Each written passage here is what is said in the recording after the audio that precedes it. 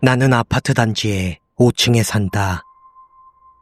돈이 없어서 지은 지 꽤 오래된 5층짜리 건물에 꼭대기층이 비어있길래 계약했다. 물론 엘리베이터 같은 건 없다. 이곳에 산 지 1년쯤 되었는데 처음에는 몰랐지만 언제부턴가 옥상에서 사람이 걷고 있는 듯한 발소리가 들린다. 낮에도 밤에도.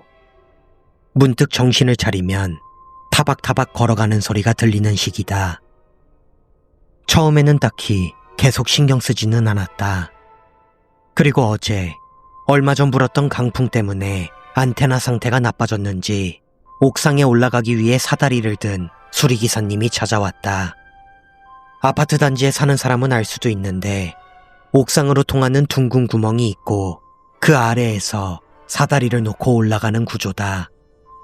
소리가 날 것 같다며 기사님이 일부러 우리 집까지 찾아와 인사를 해주었다.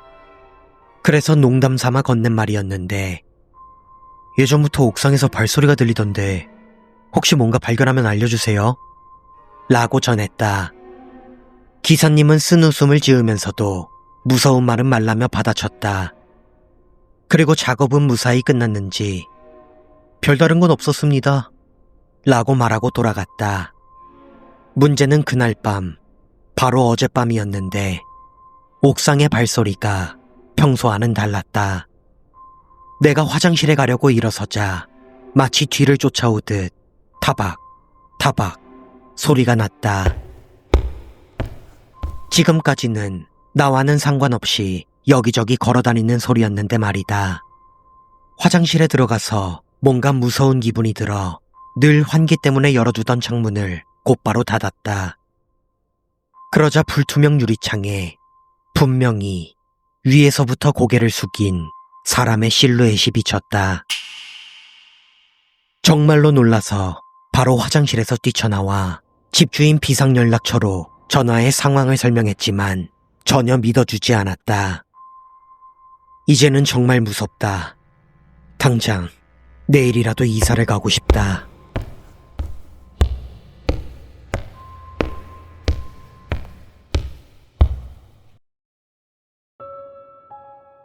대학교에 다닐 무렵 초가을의 일이다.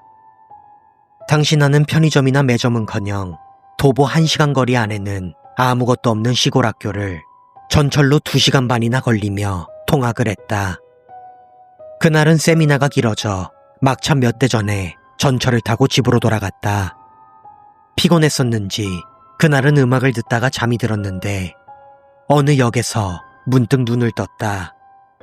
내가 타고 다니던 전철은 각각의 역에 모두 정차하는 완행열차로 급행이라면 멈추지 않을 커다란 강 위에 놓인 터널과 터널 사이의 역에도 모두 서는 열차였다. 그런데 그 역에서 누군가 타더니 바로 내 옆자리에 앉는 듯한 느낌이 들었다. 아니 이렇게 자리가 텅 비어있는데 왜 옆에 와서 앉는 거야? 그건 그렇고 애초에 이런 시간에 이런 역에서 타는 사람도 있네. 나는 그렇게 생각하며 실눈을 떴다. 그러자 창문에 비친 옆자리에 하얀 원피스를 입은 긴 머리의 여자가 고개를 숙인 채 앉아 있었다. 창문 너머로 확인하니 거의 몸이 붙어있다 싶을 정도로 바로 옆에 앉아 있기에 왜 바로 옆인데? 하고 마음속으로 딴지를 걸었지만 바싹 붙어 앉은 여자가 있을 텐데도 옷이 스치는 느낌이나 사람의 기척이 전혀 없었다.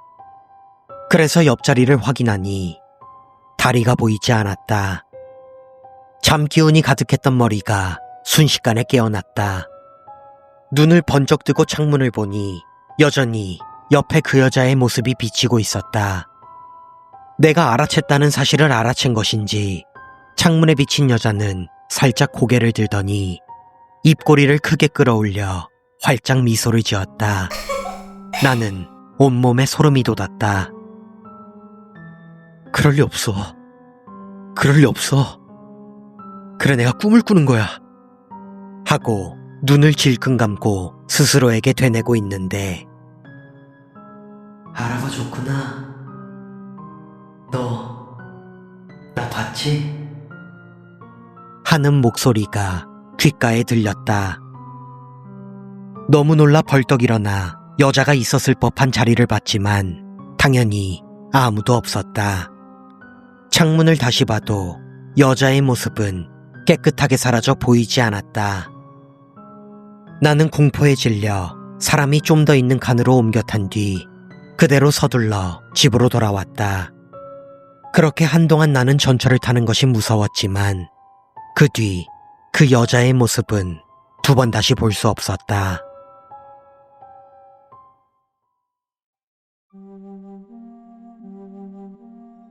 내가 어릴 적 살았던 히로시마의 시골에는 파란 메뚜기가 있었다.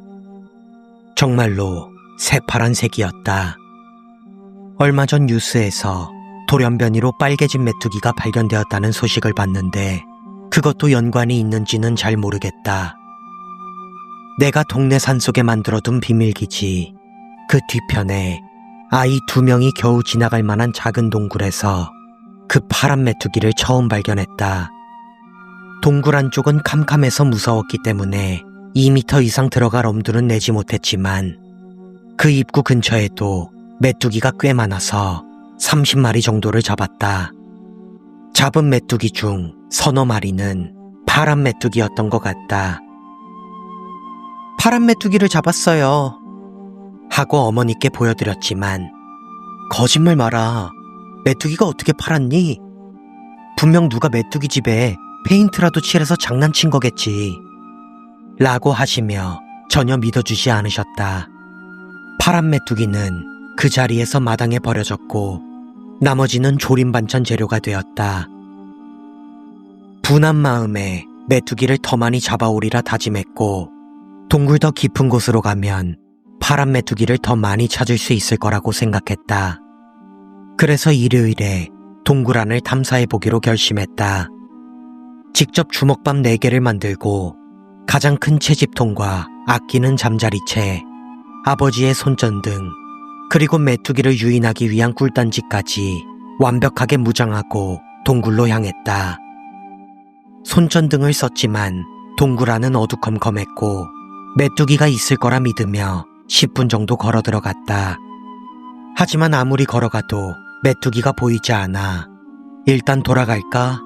라고 생각하던 순간 발이 미끄러져 아래로 떨어졌다. 롤러코스터보다 더 무서웠지만 떨어진 후에 무슨 일이 있었는지는 잘 기억나지 않는다. 어디로 떨어졌는지조차 알 수 없었다.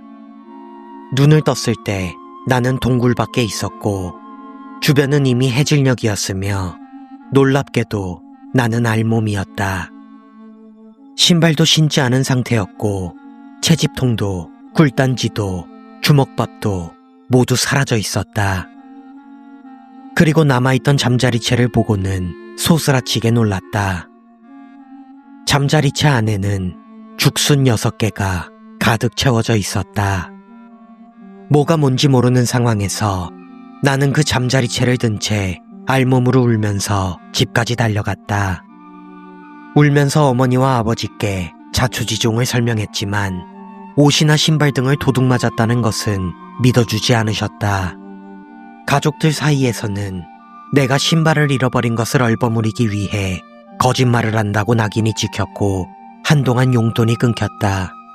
하지만 철이 조금 이르긴 했어도 죽순이 생긴 것에 어머니는 기뻐하시며 맛있는 죽순 요리를 잔뜩 만들어주셨다. 그리고 파란 메뚜기는 내 트라우마가 되어버렸다. 그때 동굴에서 내 옷과 신발, 꿀단지와 주먹밥, 채집통을 가져가고 대신 죽순을 채워 넣어준 것은 대체 누구였을까?